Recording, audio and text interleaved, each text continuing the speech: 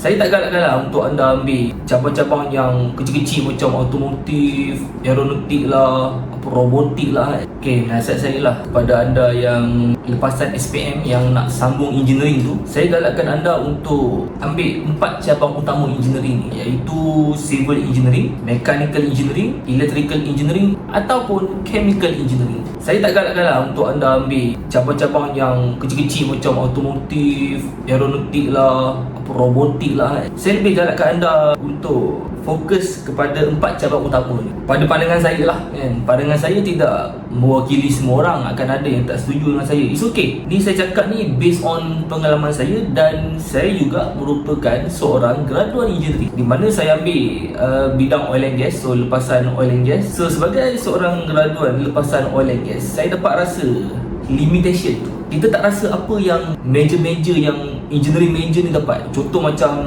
dia civil, dia boleh masuk road structure, dia boleh masuk river, dia boleh masuk infrastructure, bidang yang sangat luas. Contoh kalau dia mechanical, dia boleh masuk automotive, aeronautik boleh, oil and gas pun boleh masuk, civil pun boleh masuk. Kalau dia electrical, dia boleh masuk electrical, elektronik, high voltage, low voltage, data center ke whatever yang berkait dengan electrical. Kalau dia chemical, dia boleh masuk apa? Pharmaceutical, oleochemical, oil and gas pun boleh. Sebab ya, keempat-empat cabang ni cabang yang utama. Yang kita dengar macam contoh saya oil and gas, bioprocess, biomedical, ini semua cabang-cabang kecil di bawah 4 cabang utama ni. Sebab tu saya sangat galakkan kepada anda yang lepasan SPM berminat nak masuk bidang engineering ni, so fokus dekat 4 bidang utama ni, sambung 4 bidang utama ni. Kalau anda minat civil, ambillah civil engineering. Kalau anda minat mechanical, ambil mechanical engineering. Depend kepada minat anda. Okay, sebab kita Malaysia ni, kita bukan negara pengeluar yang memerlukan untuk fokus dekat bidang-bidang yang niche ni. Contoh automotif, kita bukannya negara yang buat produk automotif tu 100% sendiri. Tapi depend. Contoh kalau anda nak ambil kejuruteraan automotif, maybe anda ada plan nak sambung ke luar negara, so maka automotif boleh jadi bidang yang anda boleh ambil sesuai. Tapi kalau anda ambil automotif tapi nak just sampai ke usia tu anda nak duduk Malaysia je, boleh, tapi tak berkembang. Kalau anda betul-betul nak berkembang sebagai seorang jurutera automotif, anda kena belajar engineering, lepas tu set target. Aku nak kerja dekat company yang memang 100% teknologi automotif di sini. Contoh, aku nak kerja dekat Jerman, aku nak kerja dekat China, aku nak kerja dekat Japan, Korea, yang memang ada teknologi automotif di sini. Macam kita Malaysia, kita kebanyakannya kita rebatch, kita ataupun kita third party, kita assemble je lah, kita kat situ. Tapi apapun depend, ni pada pandangan saya, tak ada masalah. Contohlah oil and gas. Oil and gas ni under apa?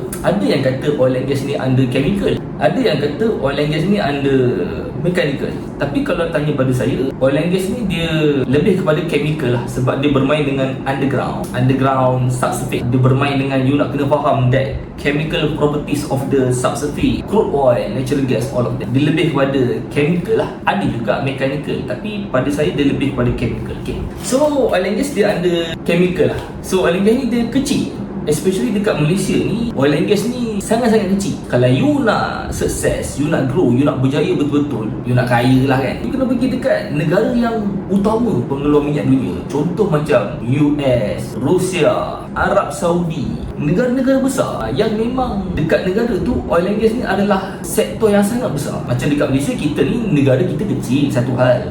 Satu lagi, oil and gas kita ni tak banyak. Oil and gas kita ni kalau tengok peta Malaysia tu, dia tak sampai 50% lah. Kita punya perairan Malaysia ni mengeluarkan minyak. So minyak kita ni, industri oil and gas kita tak besar. Tu antara sebabnya lah saya galakkan kepada lepasan SPM untuk ambil bidang yang utama lah. Bila you ambil bidang utama, you nak masuk pengkhususan after that, tak ada masalah.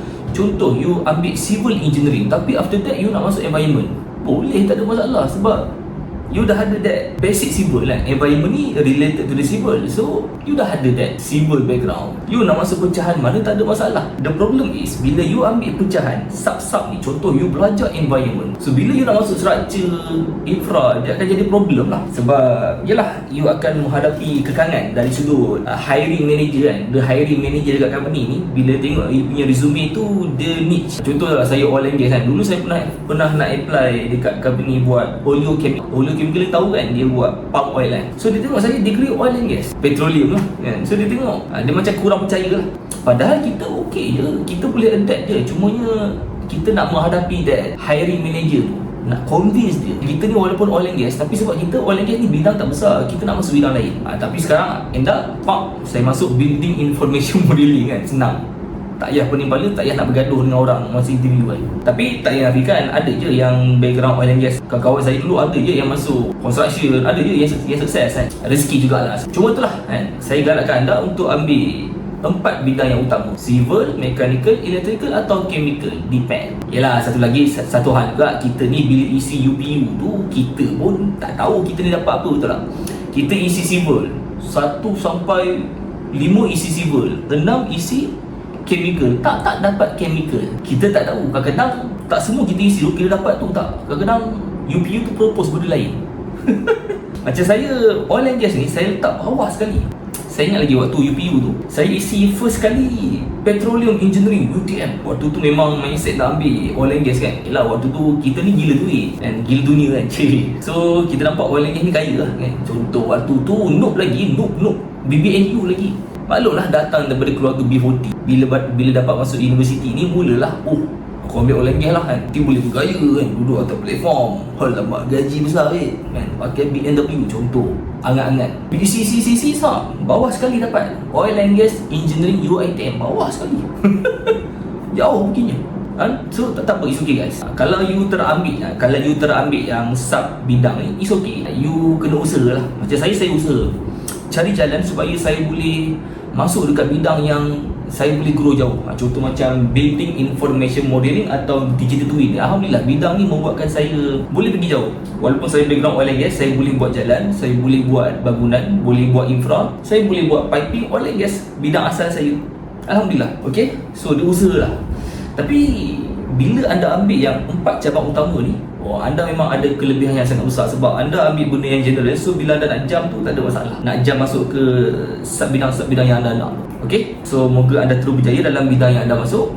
Jangan berhenti belajar, teruskan belajar. Jangan set dalam mindset tu, belajar ni dekat you je. Bila dah grade tak payah belajar. Tak boleh lah. You kena always belajar. Sebab bila lagi banyak you punya ilmu, lagi banyak you punya skill, plus you rajin buat networking dengan orang industri, you akan dapat banyak peluang. Alright, saya Nasbi Ismail, pengajar khusus Building Information Modeling. Boleh follow saya di TikTok, YouTube dan website saya, Nil Academy. Ada macam-macam online course dalam tu. Right, let's go.